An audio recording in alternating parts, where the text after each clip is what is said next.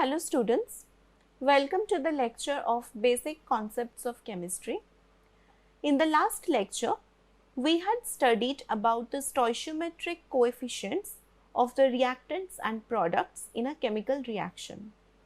So these stoichiometric coefficients give us the information about how much amount of the reactants and different types of reactants are reacting to form how much amount of the products. So we can correlate the stoichiometry by the number of moles or even the number of molecules. But these informations are available only when a chemical reaction is balanced. That is, the stoichiometry of each element in both sides of the chemical reactions should match.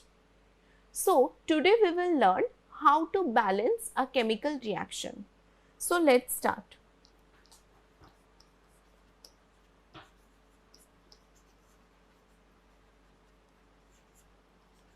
How to balance a chemical reaction. Okay. So let's say we have a reaction which is the combustion of propane. Okay. So for combustion of propane, we will have propane, that is C3H8. Combustion means it should be in the presence of oxygen. So there is oxygen and the products are carbon dioxide and water. Okay. So in this reaction, are the reactants and the products balanced? No, because see, the number of carbons, okay, in the left hand side, the number of carbon is 3, but in the right hand side, number of carbon is 1. In the left hand side, number of hydrogen is 8. In the right hand side, hydrogen is 2. In the left, oxygen is 2. In the right, oxygen is 3. So this reaction is unbalanced. This is an unbalanced equation. So we have to balance these unbalanced equations. So we have to basically balance the coefficients of each reactant and product so that all the elements have same number of atoms in both sides of the chemical reaction. So balancing a chemical reaction means each element should have same number of atoms on the reactant and product side. Okay. So balancing a chemical reaction means each element should have same number of atoms on the reactants and product side. Okay. So reactant side is left and product side is right. So there are multiple steps to this. So let's write the unbalanced equation once more.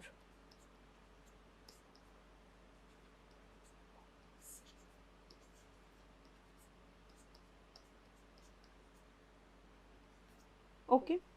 So we will also add this information that propane is gas, oxygen is gas, carbon dioxide is also gas, but water here is liquid. So this is the step 1. Step 1 is write the unbalanced equation.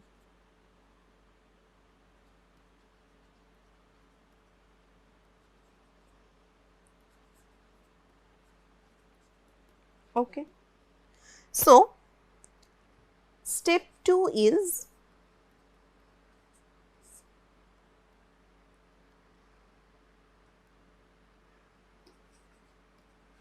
balance carbon atoms. Okay. So for balancing carbon atoms, in the left hand side, carbon atoms are 3. So in the right side also we need 3 carbon atoms. We need 3 carbon atoms on the right. Okay. So we will put 3 before CO2. So the reaction now becomes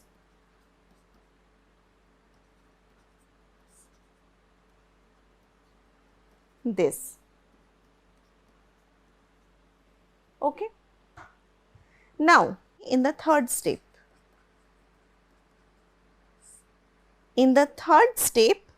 we have to balance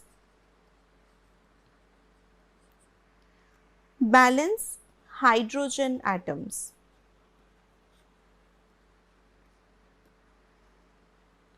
Okay. So in the left there are 8 hydrogen atoms and in the right there are 2 hydrogen atoms. So we will get 8 hydrogen atoms in the right if we multiply the water molecule with 4, right? So 4 into 2, it will be 8 hydrogens. So after balancing hydrogen, the reaction will look like this.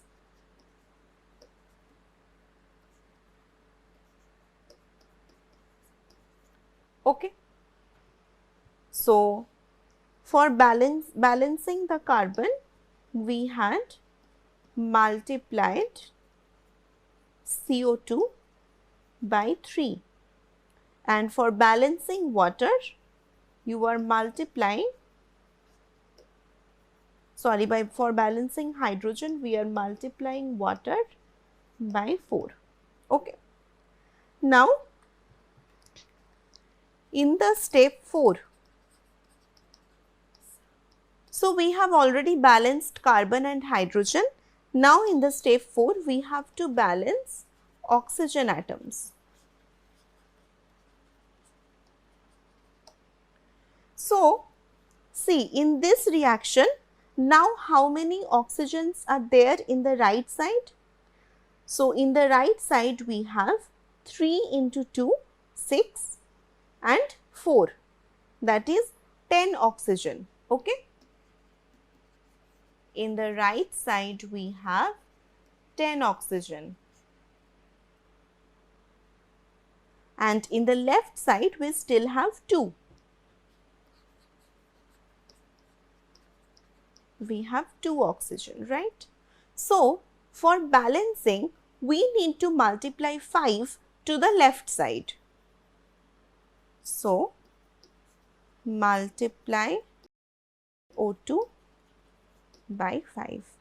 So we get the final reaction as C3H8 plus 5 O2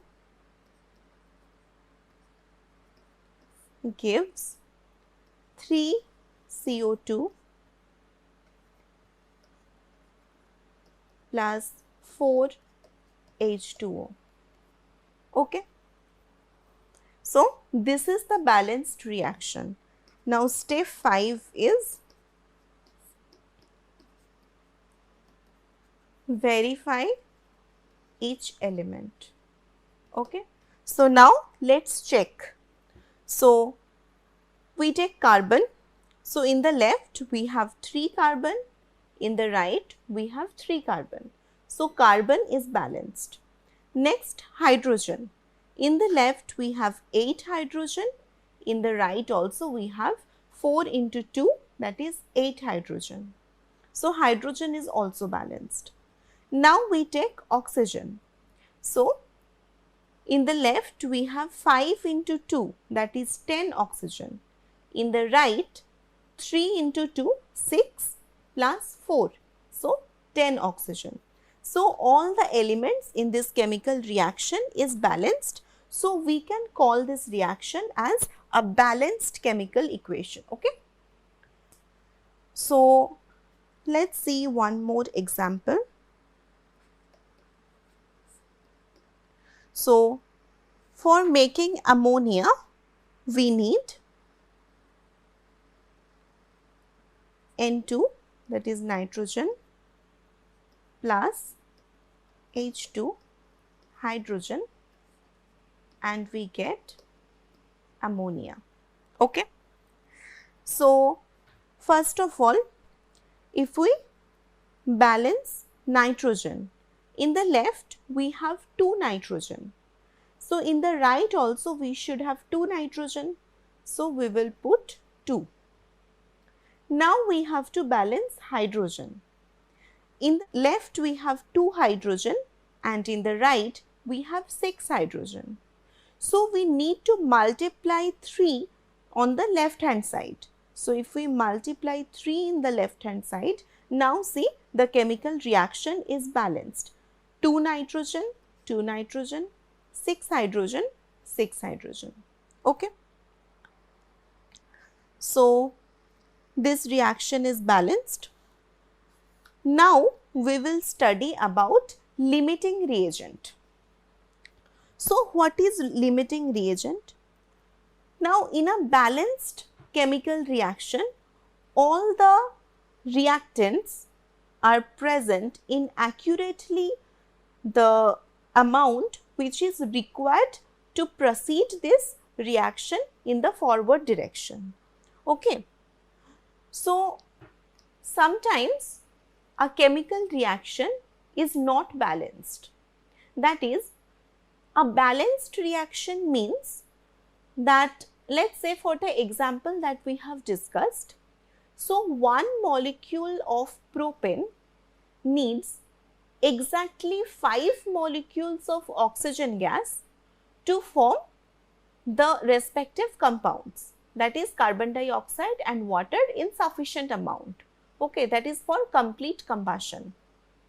But let us say if the reaction is not balanced, that is sufficient amount of oxygen is not present in the reaction mixture, then what will happen? Propane will react with as much oxygen as available and it will form carbon dioxide and water. So, if it is insufficient amount of oxygen, that is the sufficient amount of oxygen is not present, then rest of the propane will either not react or they will form something else. So, this is the role of limiting reagent. For a chemical reaction, when any compound is not present in the sufficient amount, then that reactant decides whether the reaction will move forward or not. This is called limiting reagent. So, limiting reagent can be defined as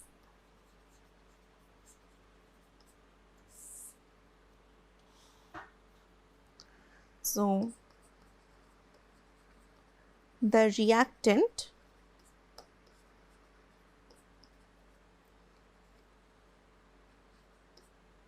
that gets consumed completely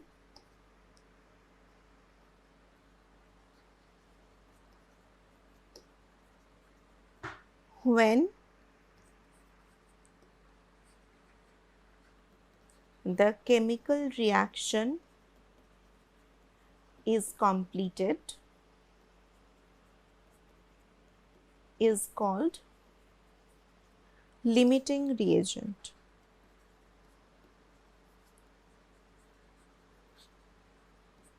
Okay. So, the reactant that is present in the insufficient amount, that reactant will get completely consumed when the reaction is complete. Okay. So, this is called limiting reagent. So, for better understanding, we can say that for an unbalanced reaction,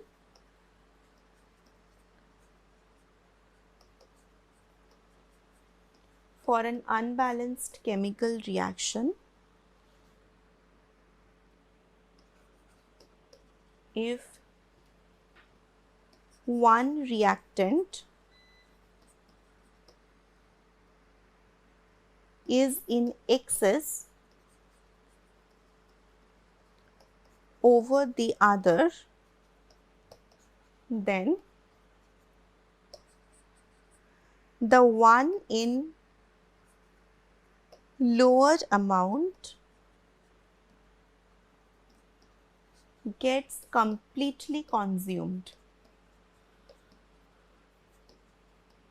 Okay. So, now it is clear that what is a limiting reagent.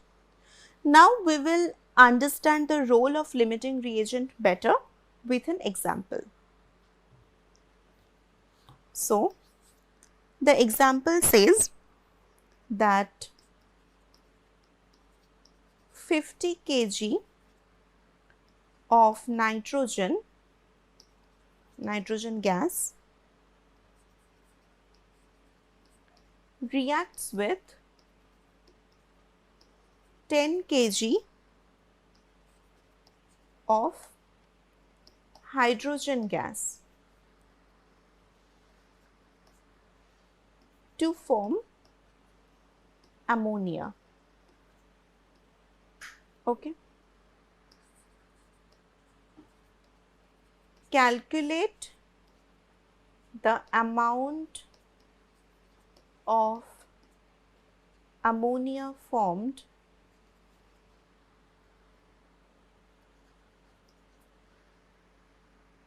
and identify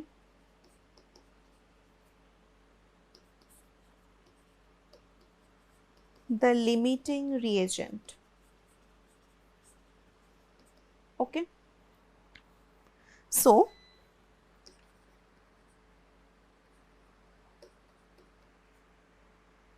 we have this equation. Okay. So, in the balanced case, 1 mole of nitrogen should react with 3 moles of hydrogen to form 2 moles of ammonia. Okay. So, if we see in molecular mass, okay. So, molecular mass or molar mass. So, molecular mass of N2 is 28. So, 28 grams of nitrogen reacts with 1 into 6, that is 6 grams of hydrogen to form what is the molecular weight of ammonia? 2 into 14 plus 3, that is 34, to give 34 grams of ammonia. So, if 28 grams of nitrogen is equal to 1 mole, then 50 kg, that is 50,000 grams of nitrogen is equal to, this comes as 1785.7 moles of nitrogen, and 2 grams of hydrogen is equal to 1 mole of hydrogen. Okay. So, 10 kg, that is 10,000 grams of hydrogen is equal to, this comes as 5,000 moles of hydrogen. Okay. Now, 1 mole nitrogen reacts with 3 moles of hydrogen. So, 1785.7 moles of nitrogen will react with 3 into this. This comes as 5357.1 mole. But we do not have that many moles of hydrogen. Therefore, hydrogen is limiting reagent. So, nitrogen will react with as much hydrogen as available. So, 3 moles of hydrogen forms 2 moles of ammonia. So, 5,000 moles of hydrogen will form this. So, 3.3 into 10 to the power 3 moles of ammonia. So, we have learned about the limiting reagent and balancing of reaction. In the next lecture, we will learn more about some concentration of amounts in the solution. Thank you.